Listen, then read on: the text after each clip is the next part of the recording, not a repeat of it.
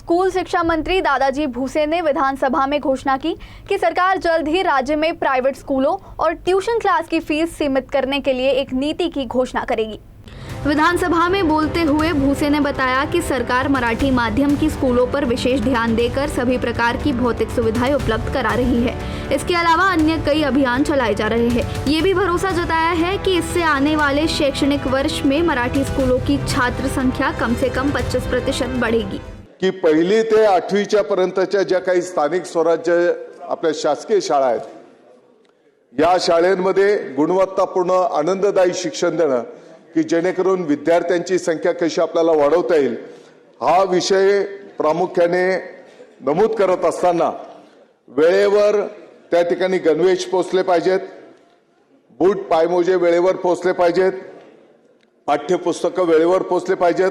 ते मला वाटतं की सभागृहातले अनेक लोकप्रतिनिधी अधिकारीगण त्या ठिकाणी शाळा प्रवेशाच्या पहिल्याच दिवशी विद्यार्थ्यांचं स्वागत आणि शुभेच्छा करण्यासाठी त्या ठिकाणी उपस्थित होते।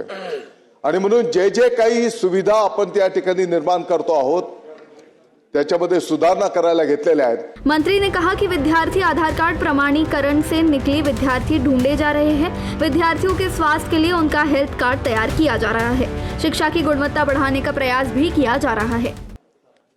अध्यक्ष महोदय, या आकड्यांच्या पाठीमागे सांगण्याचा उद्देश असा आहे की यापूर्वी आधार प्रमाणीकरणाचं त्या ठिकाणी व्यवस्था नव्हती आणि म्हणून जेव्हा तपासणी करण्यात आली तर साधारणपणे 9 लाख विद्यार्थी त्या ठिकाणी कमी आढळून आलेले आहेत। आणि म्हणून ही एक बाब आपल्या माध्यमातून निदर्शनास आणून देतो। त्याच्यासोबतच जे काही विद्यार्थ्यांची संख्या आहे ही विद्यार्थ्यांची संख्या अपडेट करण्याची ही व्यवस्था त्या ठिकाणी वेळोवेळी आहेत आणि म्हणून तेही त्या ठिकाणी केलं जातं आहे।